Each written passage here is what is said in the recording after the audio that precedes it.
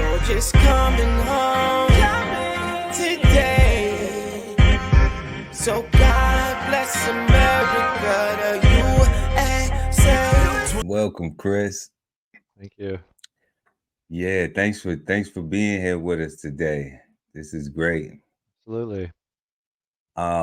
First, let's start off. Like, how was your Thanksgiving? How was your holiday? It was great. My mom came over, had a nice turkey, had some good hams, made some mashed potatoes, and some of my famous chocolate chip cookies as well. So Oh, came out good.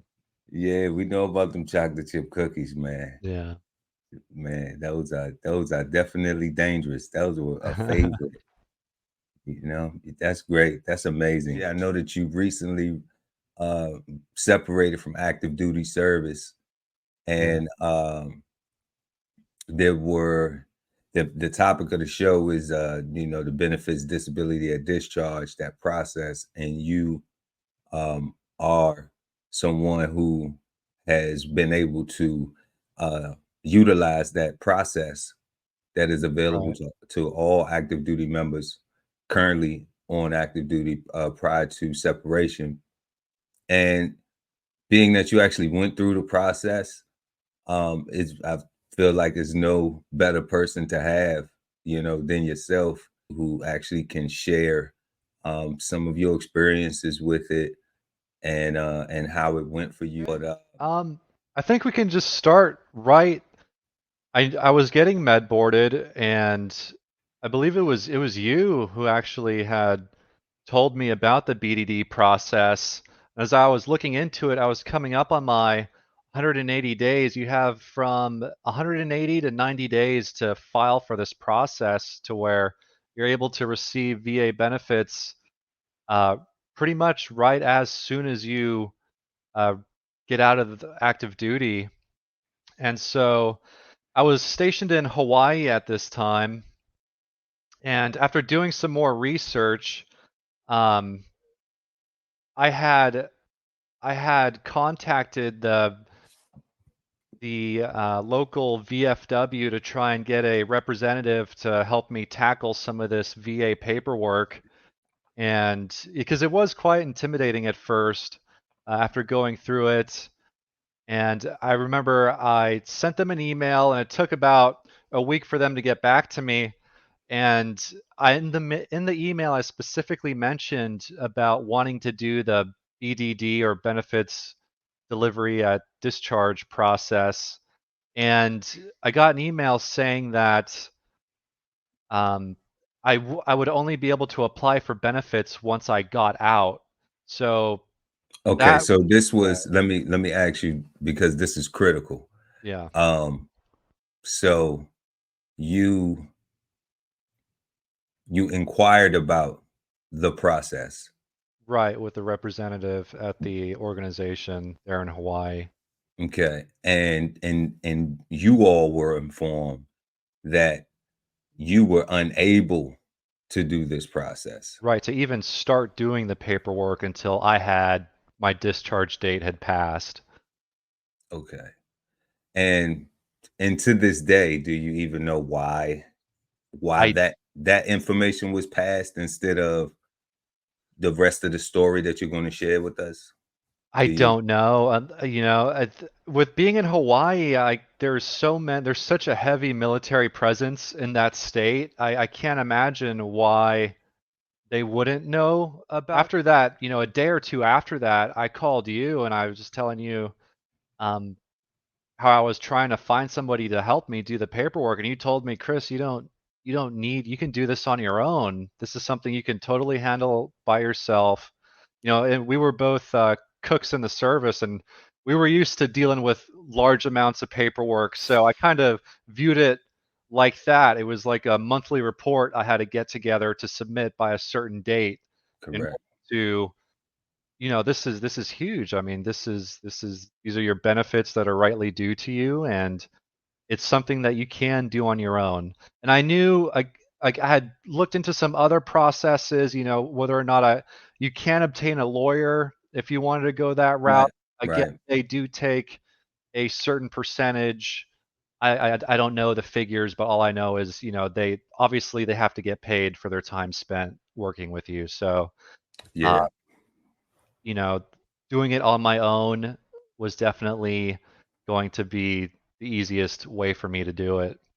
So after talking with you, and I went to medical and I told them I would like to receive my paperwork so I can make copies of it because they weren't going to make copies for me. And this was probably 300 plus pages of paperwork I needed. And so I'm waiting and they come out and they gave me someone else's medical record, which Wow. which was This incorrect. oh, So fast forward to this right. point to where I did get the paperwork. I immediately made copies at base, and I made 2 copies, and then I immediately started scanning everything into my computer. So I have a physical file and I have a digital file that even if I uploaded it into the cloud, so I mean, if my house burns down, it'll still be there. Right, and Um, that's key. Let me pause on that yeah, real quick, Chris. That's key to all the veterans out there listening, active duty members listening specifically. Get copies of your medical records. If you go for anything while you're in service, always get a copy of it. You try to keep your own medical records. A lot of times in the veteran space, we hear of how hard it is for veterans to obtain their medical information that's even at the veteran information storage facility. It's not that it's impossible, it just is a lengthy process.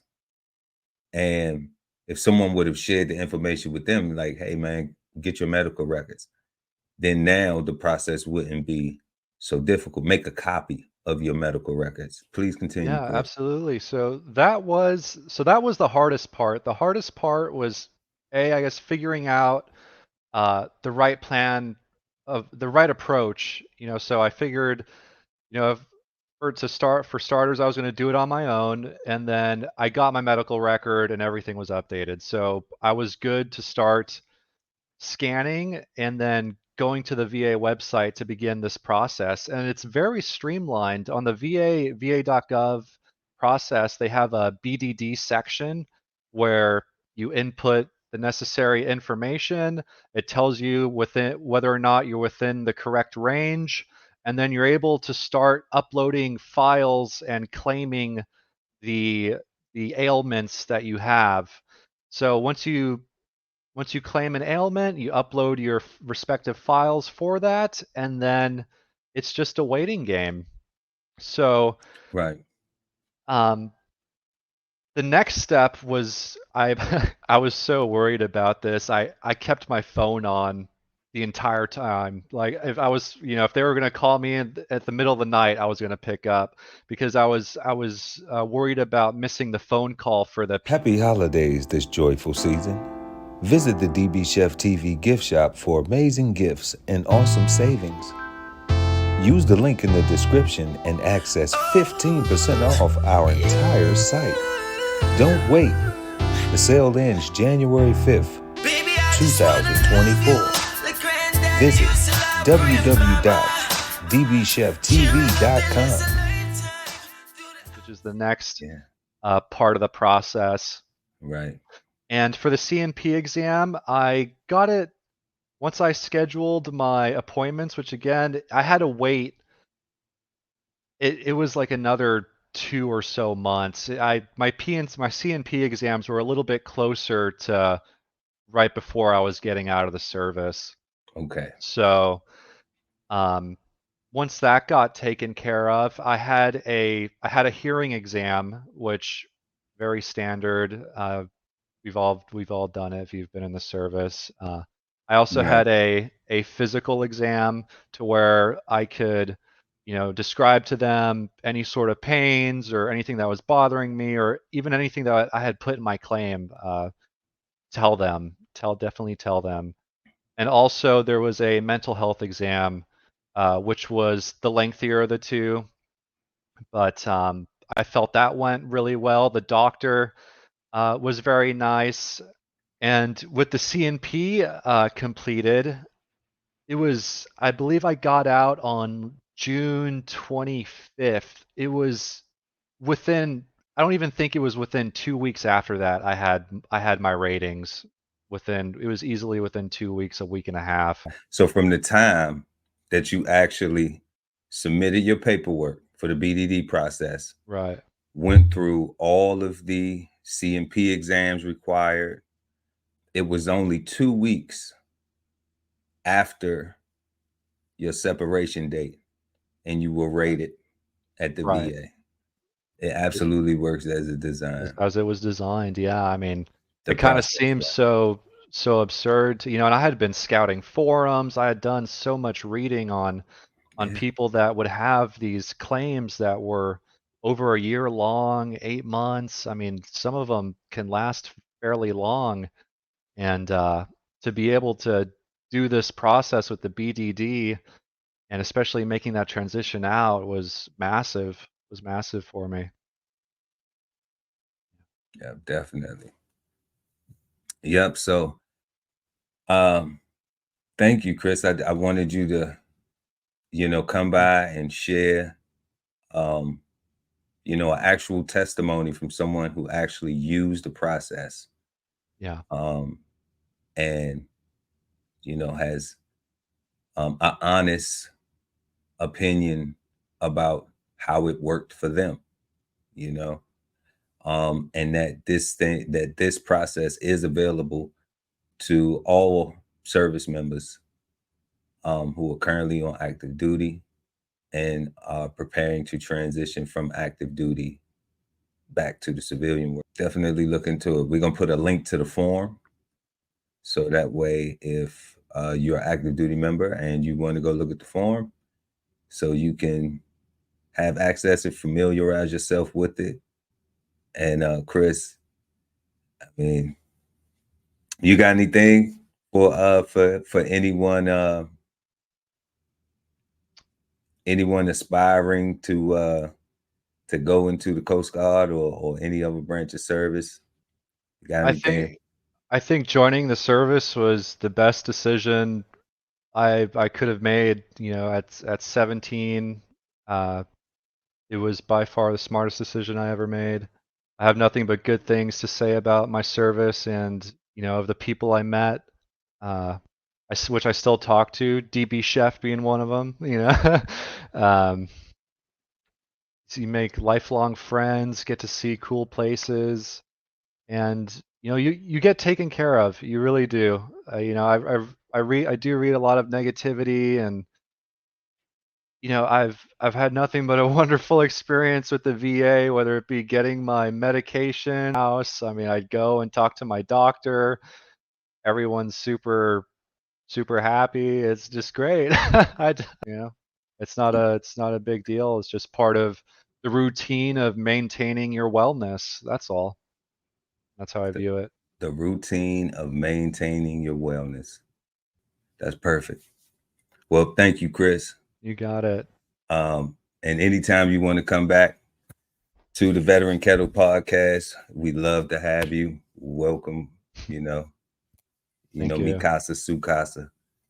No, definitely have a wonderful holiday coming up. Merry Christmas. Yeah, Merry Christmas. And a magnificent New Year. Yeah.